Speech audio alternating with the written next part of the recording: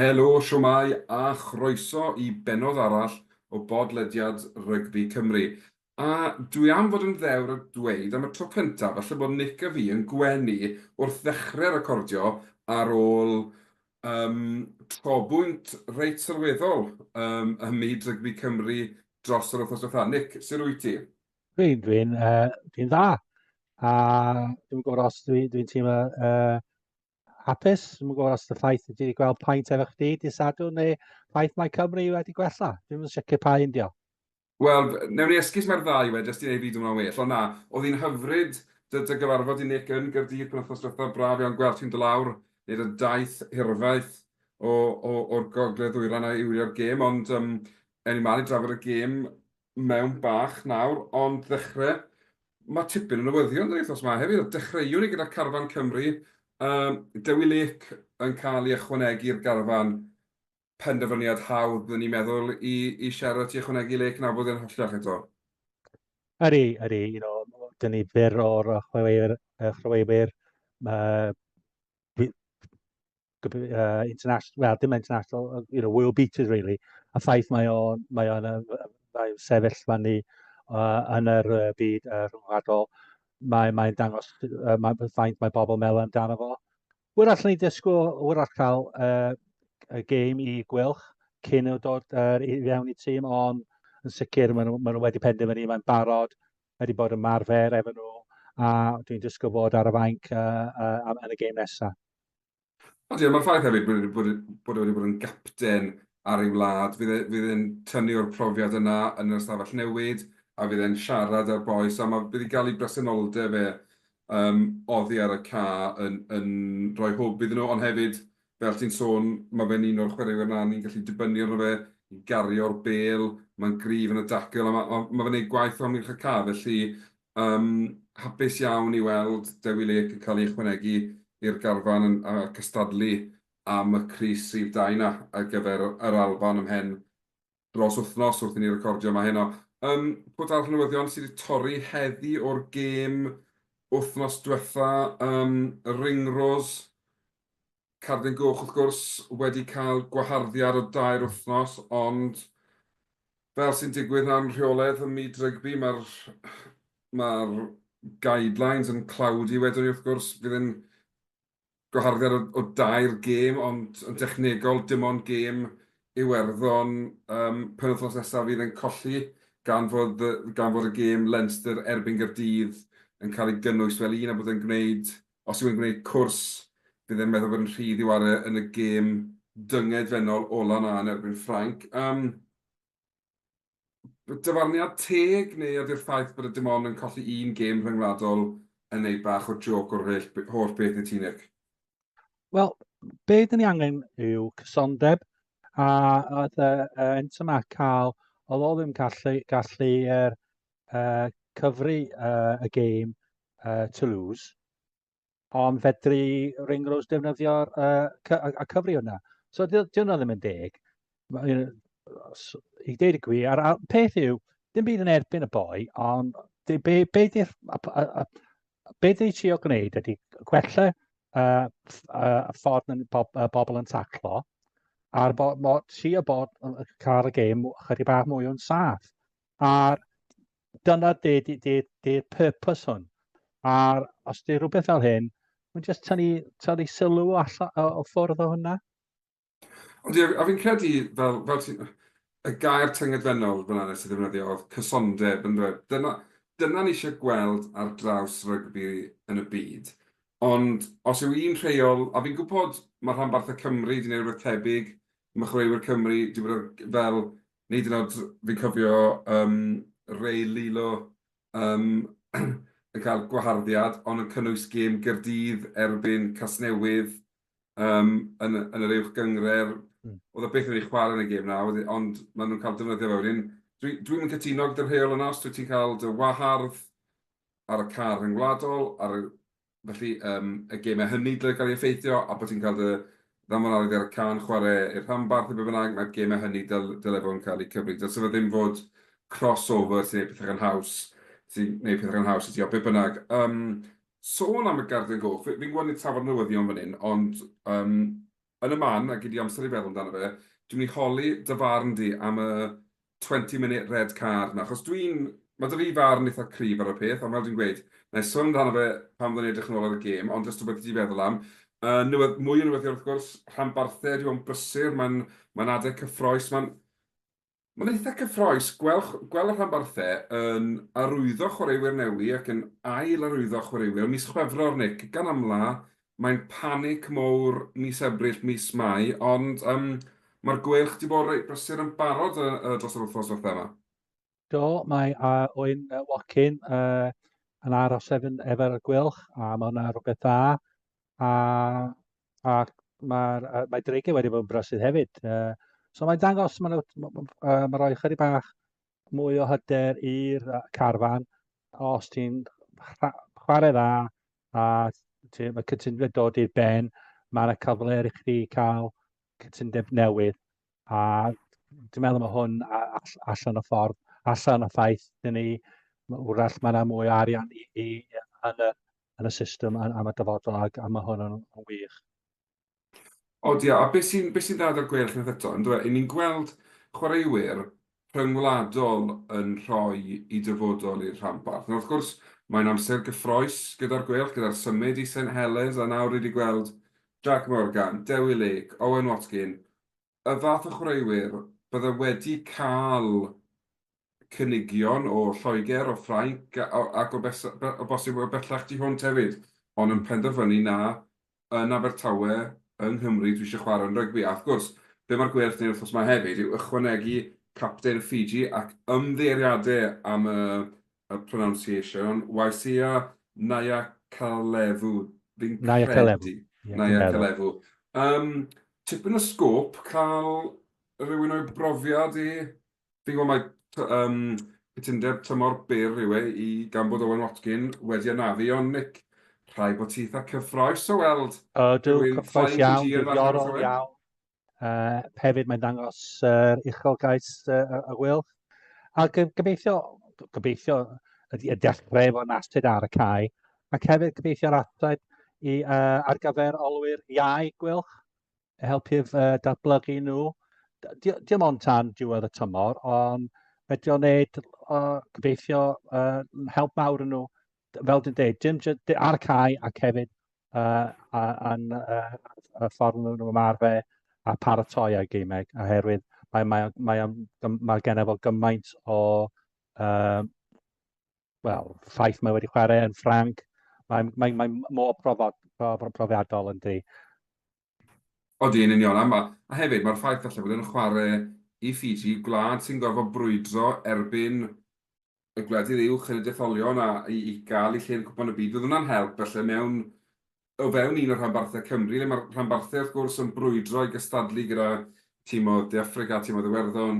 Dwi ddim yn hawdd ar rhanbarthau Cymru. Bydd cael rhywun sy'n arfer a cyfarwydd ar y constant fight na falle i gyrraedd mor uchel am nhw'n gallu. Bydd hwnna hefyd yn hwb i'r holl garfan. Ydy. Mae Scarlett wedi bod brysur heddiw, Carwyn? O, dyn o'r diwedd, ond braf iawn gweld nhw'n fel llongyfarch perfformiadau chwaraewr ifanc fel Max Page gyda cytundeb proffesiynol llawn amser. Mae wedi bod yn mewn y mas o'r tîm, mae wedi bod ar asgell, mae wedi bod yn y canol, mae wedi bod yn arbrofi gyda fe i weld le yw'r lle gorau y ca iddo fe fod. Ar hyn o bryd, o'n i'n sôn gynnau am y finished package, a finished article. Dwi'n Max Page ddim fyny eto. Fi'n credu mae gwaith i wneud ar amddiffyn. Yn ymosod, ni wedi gweld beth mae'n gallu wneud yn Rhys o Scarlett yn erbyn Munster pythefnos nôl. Wedyn, does dim cwestiynu hynny, ond yn amddiffynol mae da'r gwaith gyda fe wneud. Wedyn, gobeithio fydd e'n parhau ddatblygu a adeiladu ar ei yrfa, a pwy o wyr le gallu fynd, achos mae'r sgiliau a'r talent gyda'r chwaraewr ifanc yma i fynd yr holl ffordd, dwi'n credu. Mae un yn sicr am y dyfodol yn bendant. Fel sydd ddim yn finished article, ond mae'r rai pethau mae o'n gallu wneud di chwaraewyr eraill ddim. Na, yn sicr, dwi'n cytuno, mae'r wow factor na i weld gyda fe. A dreigiau hefyd wedi cyhoeddi wrthos ma bod arwyddo cwbl o chwaraewyr. Wow factor. Yn Eirin Owen, falle canolor sy'n yn cael y clod mae fe'n ei heiddi yw bosib, ond yn un arall, fe a Harrison Cedi wedi rhoi dyfodol i'r dreigiau. Doi crwt ifanc, doi crwt o fewn y rhanbarth. Doi sy'n rhoi o'i gorau bob tro, efallai bod nhw, wel, dyn nhw ddim o hyd ar yr ochr iawn yn y canlyniadau. Ond just y ffaith maen nhw'n rhoi 100 o 100 yn bob gêm, a'r ffaith maen nhw'n dod o'r ardal hefyd, a maen nhw eisiau aros yn Went. A mae hwnna'n pwysig i nhw trio datblygu fel rhanbarth, i cael chwaraewyr lleol yn aros yna, a wedyn gobeithio o fel nhw'n sôn, i'w chwanegu efo'r chwaraewyr efo chydig bach mwy mwy profiadol i dod i fewn i ymuno nhw.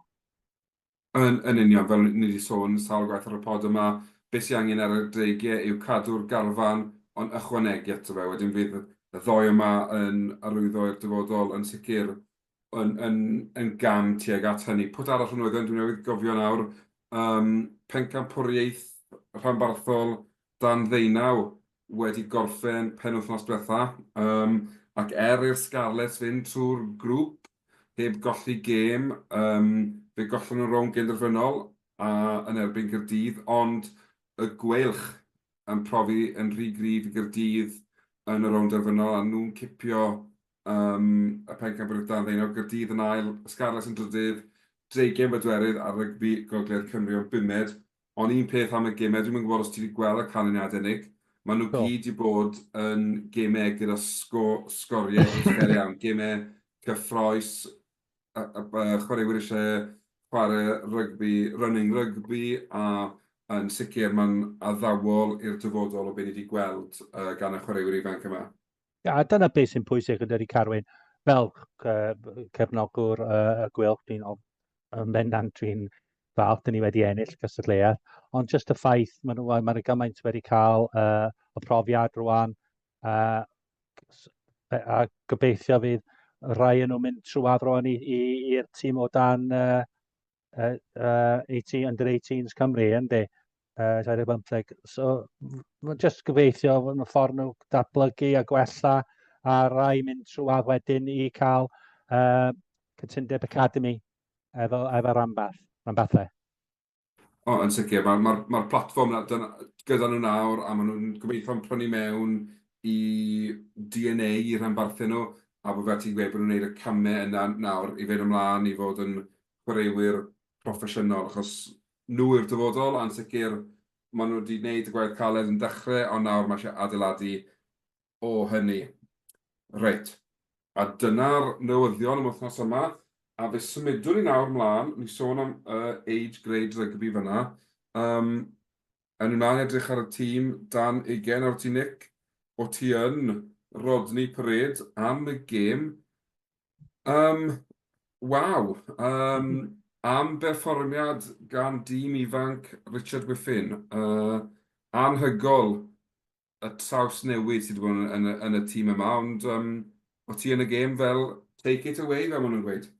Wel, noson fudur, noson Wener yn Rodney Parade, gwynt a glaw, ond ar y dîm o dan 20 Cymru curo Iwerddon am y tro cyntaf ers 2018, dwi'n meddwl. A nhw'n heiddi ennill hefyd, 20 i 12.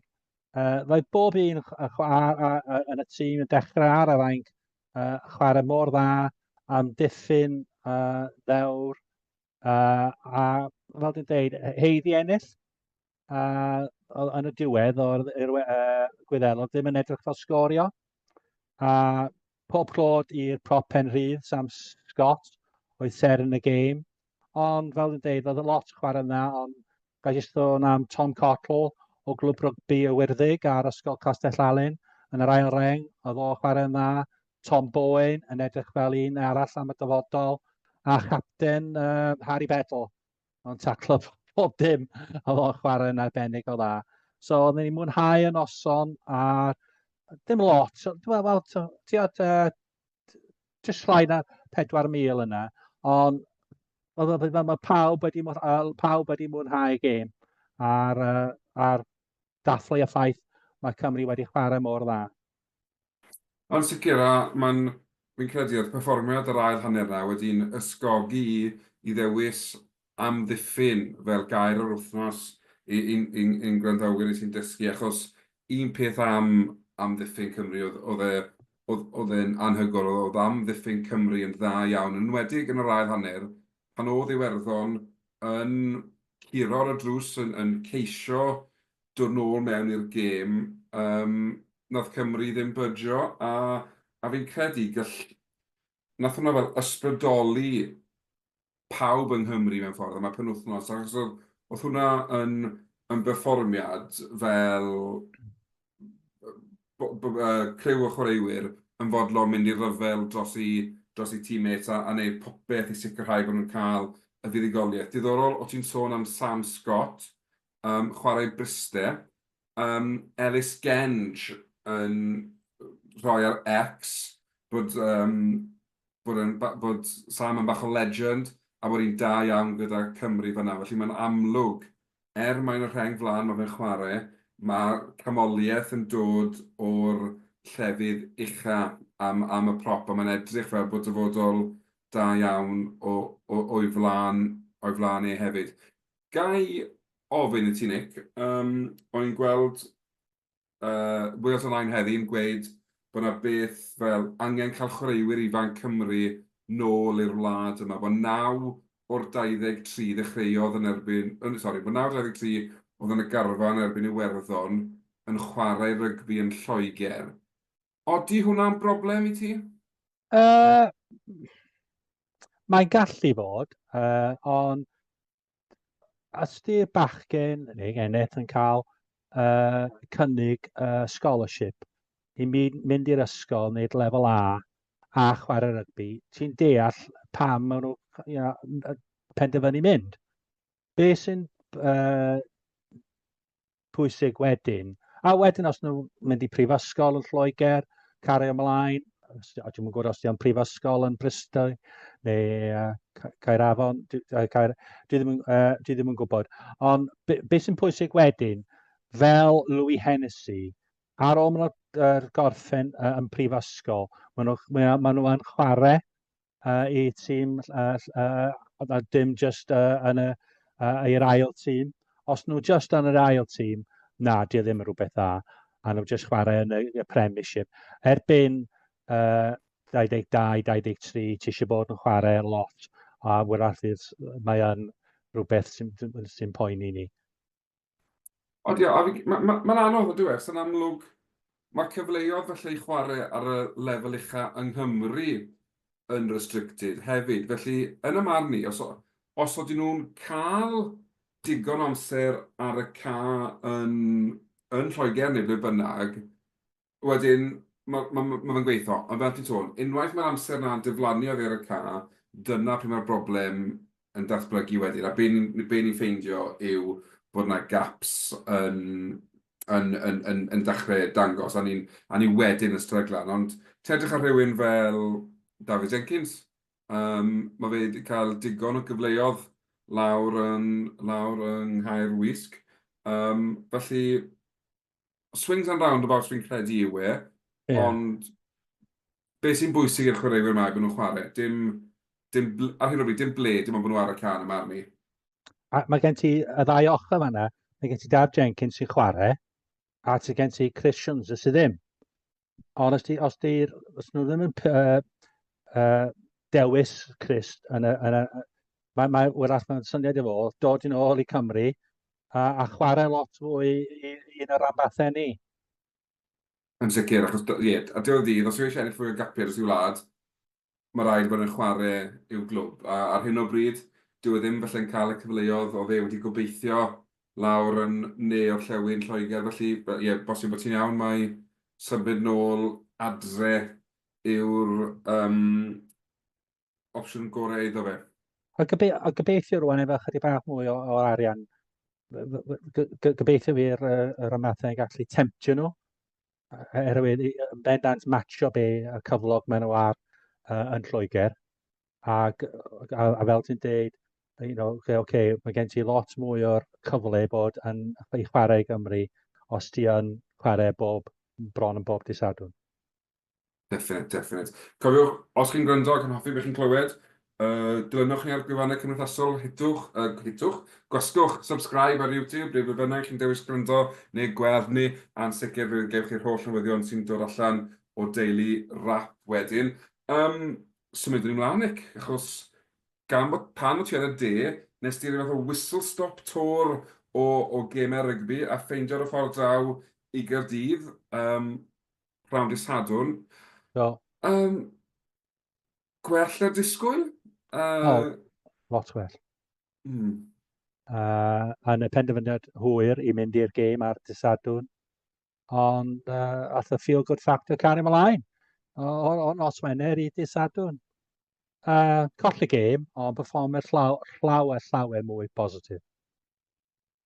Yn sicr, achos ffeindio'n hunain hanner amser i fyny, 50 munud, dal yn y gêm, a hyd yn oed pryd hynny, o'n i'n mynd ffyddiog byddwn ni'n ennill y gêm, ond erbyn y pwynt hynny, o'n i'n meddwl, o'n i bai bod pethau yn direilon dramatically yn yr gêm yn edrych fe allai chwaraewyr Gymru cerdded oddi ar y ca yn hynod falch o'i perfformiad nhw.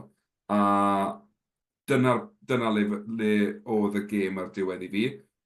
Colli, ond bydde camp Cymru gymaint hapusach na camp Iwerddon yn yr ystafell newydd ar ddiwedd y gêm. Dwi'n meddwl fydd pawb yn Gymru a torf yn bendant yn hapus y ffordd ni wedi chwarae a rhoi chydig bach o'r hyder gobeithio rwan am y dyfodol. A mae'n doniol dydy yn chwaraeon. Sut mor gyflym y pethau gallu newid?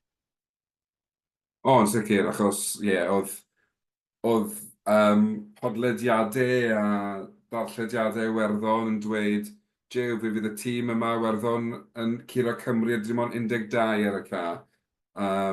Ond oedd hi lot agosach na beth o'n nhw wedi gobeithio. Ambell i fi perfformiad da iawn yng Nghrysau Cymru.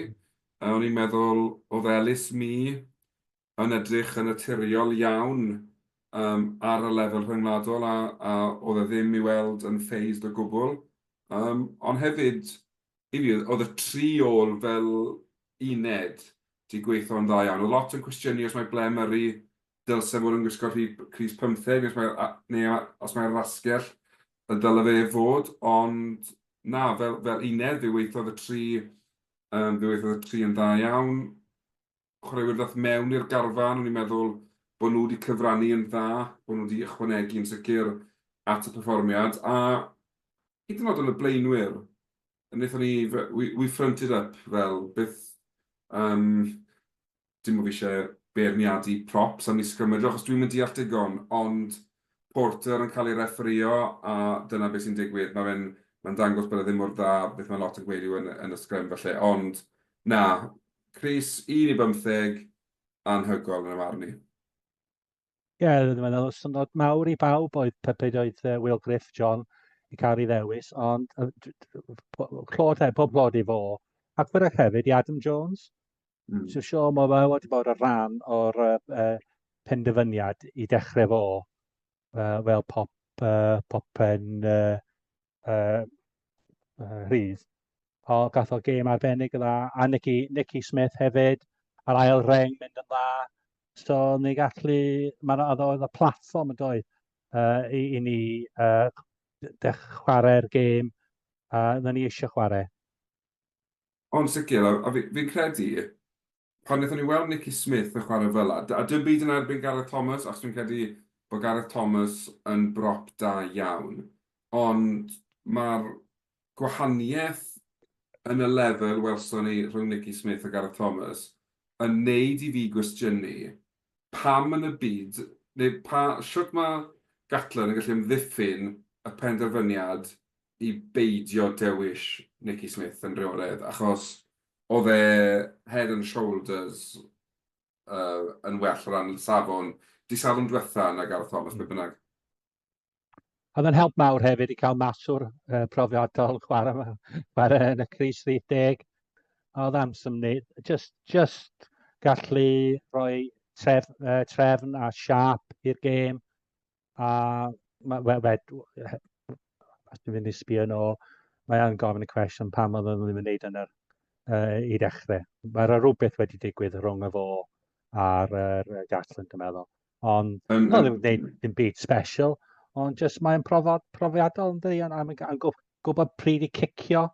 A ni'n meddwl chydig bach, dim byd, oedd Jared Evans dod ar y cae, a mae'n redwr dda, ond o'n i'n meddwl ni'n colli chydig bach o siap pan oedd o yn y gymuned olaf. A pryd oedd Gwyddelod mynd at y gêm cicio, a ni dal yn trio rhedeg o chydig bach. A mae'n dangos hefyd, maen wedi arfer ennill, a maen nhw'n gwybod be i wneud. Os di gêm yn byr, maen nhw'n gwybod be i wneud i ennill y gêm. Yn sicr, dyna y gwaniaeth ar diwedd y dydd, yn dyfe? Oedd ti un tîm oedd wedi colli 14 gêm yn olynol, a oedd ti tîm arall sydd yn gwybod sut i golli ar hyn o bryd. A fe wnaethon nhw'r pethau iawn i ennill y gêm, a clod iddyn nhw am hynny, ond yn sicr, oedd yna ambell i beth dadleuol yn y gêm. Gan gynnwys, fel wnaethon ni sôn, ringrose yn cael ei ddanfon oddi ar y ca. Be wneud i o'r 20-minute red card yma fe maen nhw'n alw fe? Wyt ti'n cytuno? Dwi'n yn erbyn o. Sorry, dwi'n gwybod os ti'n cytuno. Dwi'n yn erbyn o. Be ydych chi'n trio gwneud ydy cael gwared o'r headshots. A ydy hwnna yn digon o penalty i'r tîm? Dwi ddim yn meddwl dydy o ddim. Dyn ni ddim yn gweld digon o newidiadau yn ffordd mae'r pobl yn taclo. A di hwn ddim yn helpu hwnna. Na, a hefyd, maen nhw'n dweud, ni eisiau 15 erbyn 15, fe bod y gêm ddim yn cael ei sboilo, i dinistrio. Ond y gwir amdani yw, mae ringrose wedi cael ei ddanfon oddi ar y ca am dacl uchel ar y chwaraewr sydd wedi tharo i bennau. Pam dylse Iwerddon ddim cael ei penaliso am y weithred hynny?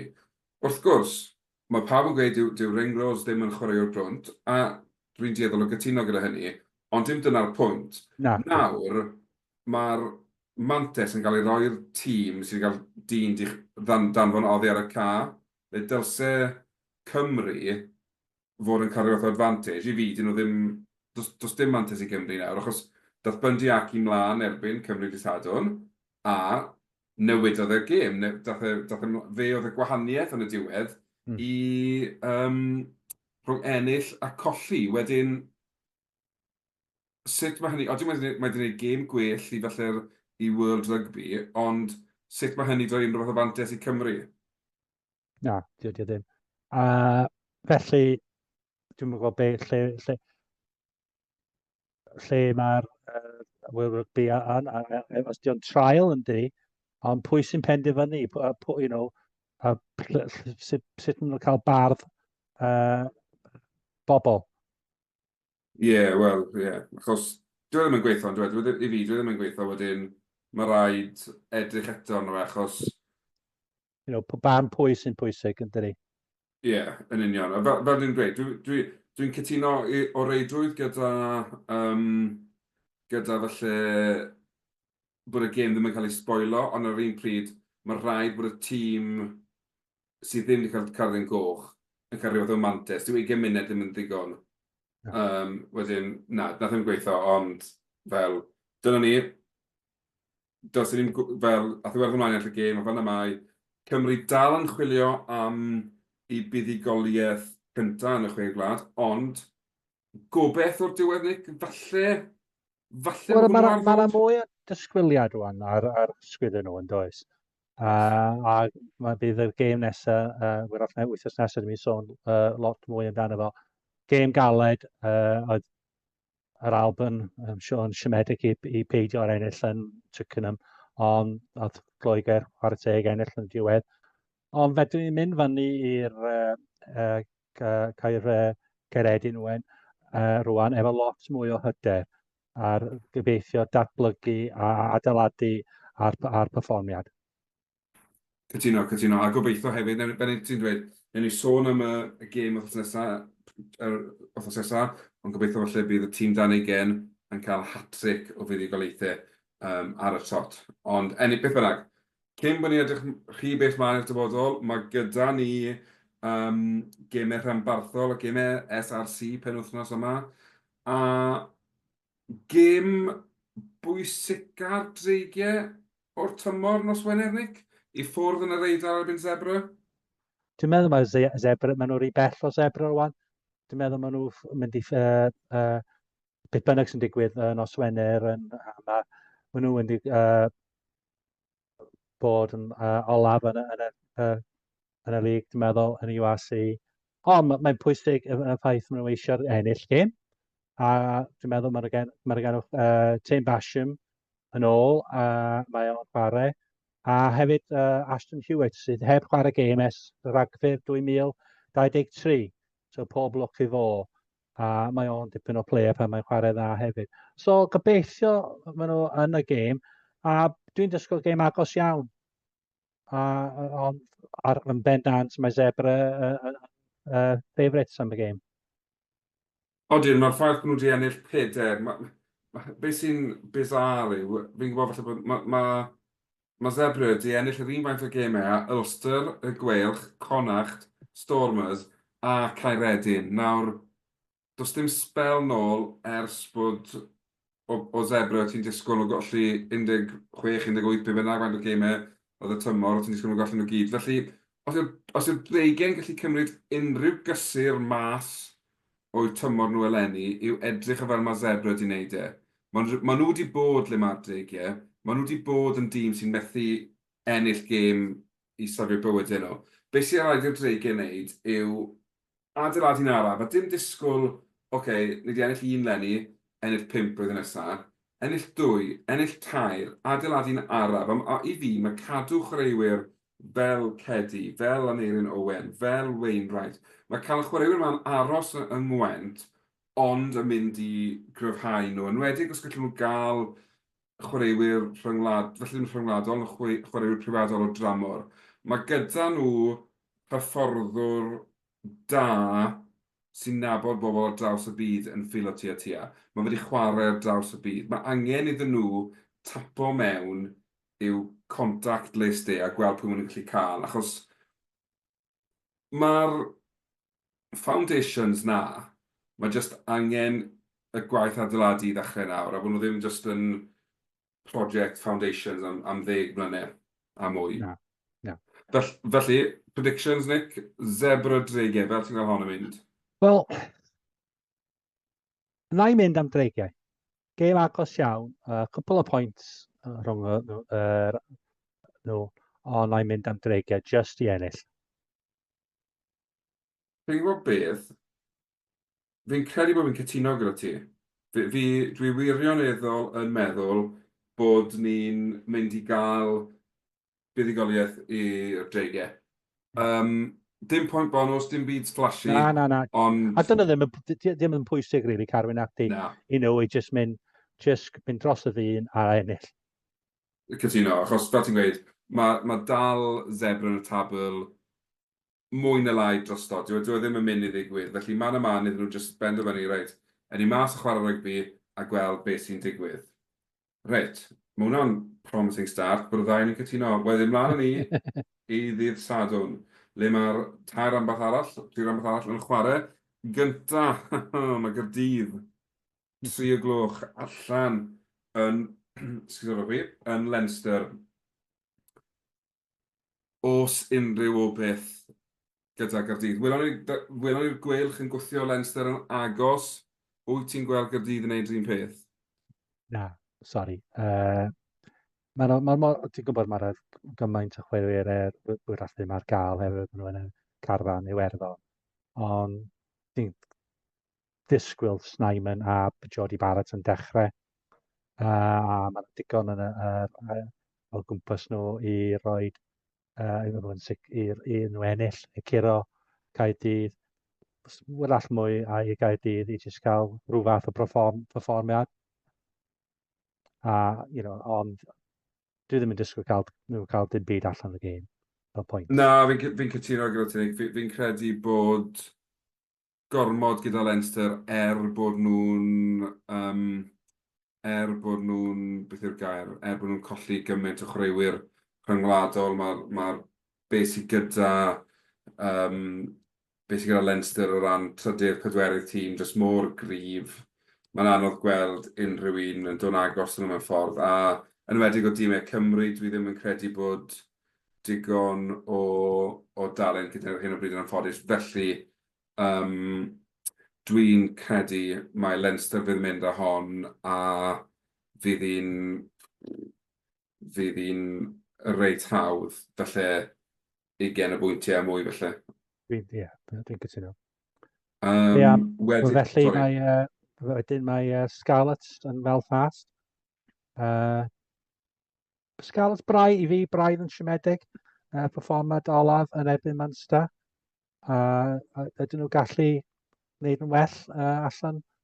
A mae Ulster wedi bod yn siomedig hefyd. Dwi'n cael lot o aneddiadau, ond siwr dyn nhw ddim yn hapus efo'r ffordd maen nhw wedi chwarae. So i fi, fel neutral, mae'n gêm diddiorol. Odi, ar bapur, mae'n gêm bydden ni'n disgwyl i'r Scarlets ennill. Lenny, dwi ddim yn credu bod Ulster wedi dangos digon i fi i wneud i fi feddwl bod nhw'n peri gormod o threat i'r Scarlets. Ond, wedi dweud hynny, mae hon y fath o gêm wedyn mae'r Scarlets yn mynd â colli. Achos maen nhw'n neud yna. Ond dwi'n ffyddiog, dwi'n hyderus bod ni'n mynd i fynd allan yna a ennill. Dim pwynt bonus felly na, tua 10, 15 pwynt, ond dwi'n disgwyl ni ennill gyda cyfforddus. Dwi'n credu, i fi mae hon yn gêm bwysicach am Munster, achos mae hon yn gêm dylsen ni dargedu i ennill, dim falle leodd Munster ddim. Dwi'n meddwl yn cyfle mawr i Scarlets ennill y gêm. Os di Pac yn troi fyny, dwi'n meddwl mae'n gael digon jyst i ennill hefyd. Gobeithio wir, croeso popeth. A wedyn wrth gwrs, y gêm ola, sy'n cynnwys rhanbarthau Cymru, mae'r gweilch yn neud y daith fyny i Glasgow.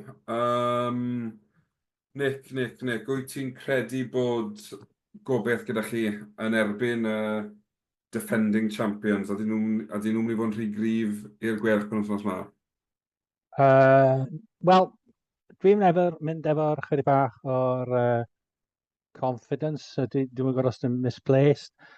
Os di scrum wedi gwella chydig bach, os ni gallu gwneud y pethau sylfaenol yn dda, dwi'n meddwl mae gen nhw gwylch cyfle i ennill hefyd.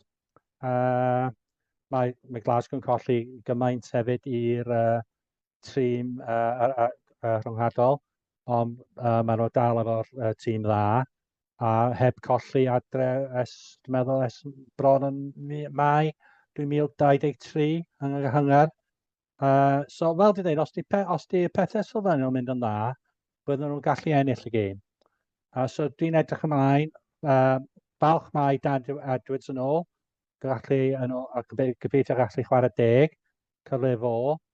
Fel dwi'n dweud, mae rhaid i'r gwylch amddiffyn yn dda, a paid a roed gormod o'r cic a cosp. Dim i sôn am y 3 points, just y ffaith nhw'n sgorio gymaint o ceisiau nhw o'r scam y symudol, o linell. So mae rhaid disgyblaeth bod yn rili dda nos Sadwrn. Os ni'n gwneud hynny, bydd yn gêm agos a yn bendant cyfle i'r gwylch ennill. Gobeithio wir, yn gobeithio bod ti'n iawn, a byddai'n wych gweld y gweilch yn mynd fyny i Glasgow ac yn cael y fuddugoliaeth, wel, bwysig na iddyn nhw wrth gwrs, mewn ffordd, i geisio dringo'r tabl, ni'n ffodus yn hyn o bryd, mae dan ni 2 dîm yn yr 8 uchaf, mae Gaerdydd yn 6 ar 30 o bwyntiau, Scarlett yn 8 ar 27 o bwyntiau, ond y gweilch yn drydydd ar 10, dim ond 4 pwynt tu ôl y Scarlett, so mae'n agos iawn rhwng Yn y canol fan ydy. 7 a 14 rhwng Benetton a Ulster. Does dim lot i wahaniaeth i'r tîmau, felly cael weld, penwythnos pwysig i'r rhanbarthau, a mae hefyd yn benwythnos pwysig yn nghystadleuaeth cwpan Super Rugby. Rownd 4 y penwythnos yma. Ble mae? Fi wedi colli'r gemau. Fi'n gwybod bod y Quins yn chwarae Abertawe, a bod Quins yn chwarae Abertawe. Sut ydych chi'n meddwl o hwn yn mynd? Fi'n gwybod bod Abertawe wedi ennill y trethau iddyn nhw gwrdd ei gilydd, ond dwi'n credu gan bod nhw'n chwarae adre, fydd y Quins yn fuddigol yn y gem yma. Dwi'n cytuno. Wedyn, yn yr un grŵp Glynebwy adre yn erbyn Casnewydd. O ie, mae hon yn y crunch game. Casnewydd eisiau bach o revenge am trydytha allan, ond Glynebwy'n mynd yn dda. Dwi'n credu bod y tîm cartre yn mynd i fod yn rhy gryf, a mae Glynebwy fydd yn cael y fuddigoliaeth a'r pwyntiau pwysig yna. Wel, ond i'n mynd am Glynebwy, ond dwi'n deall pam ti'n deud mae Glynebwy mynd i ennill. Ie. Eugene Cross yn dydi, lle anodd i mynd. Odi, wrth gwrs, odi. Sim lot o dîm oedd yn mynd a ennill. A wedyn, Caerdydd adre yn erbyn Aberafan. Byddwn ni'n joio gweld upset fach yn y gêm hyn, ond just achos bod fi'n licio upset, ond dwi'n credu bod gan y tîm yn y brifddinas gormod i gynnig a fydden nhw'n curo Gaerdydd i ennill. Dwi'n gytuno, sori. Dwi'n licio deud Aberafan y ffaith yn y dod, ond dwi'n disgwyl. Na, mae'n anodd gweld yn dwi. Brifddinas i ennill. A i gorffen, mae'n Llan ymddyfru adre yn erbyn Ben y Bont. Wel, yn anffodus, dwi'n credu bod 4 home win fydd i yn cwpan Super Rugby penwythnos yma. Llan ymddyfru ennill. Na, a fi hefyd. Felly, diolch i chi gyd. Dyna diwedd yn predictions i'n anffodus, mae'n edrych fel bod hi'n one-sided iawn. Dwi wedi dweud y Casnewydd. Do, nes i wedi Casnewydd. So, gobeithio, mae'n o beth bod ni angytuno rhywun yn y canol fyna, ond na, gwych. Pob lwc i bawb sy'n chwarae, neu'n gwylio, neu'n cymryd rhan dyfarnu neu be bynnag dros penwythnos. Mwynhewch eich rygbi. Gobeithio bod y tywydd o'ch plaid chi. Nick, unwaith eto, diolch am dy gwmni. A ddi'n bleser cael cwrdd â ti yn y cnawd penwythnos fatha. A ddi'n hyfryd dy weld i'n Gaerdydd. Edrych mlaen i wneud hynny eto yn y dyfodol agos. Ond diolch yn fawr iawn. A edrych mlaen nawr i wythnos nesaf, pa mae taith lan i Murrayfield yn gwynebu Cymru. Diolch yn fawr iawn am rando ar hwyl nawr.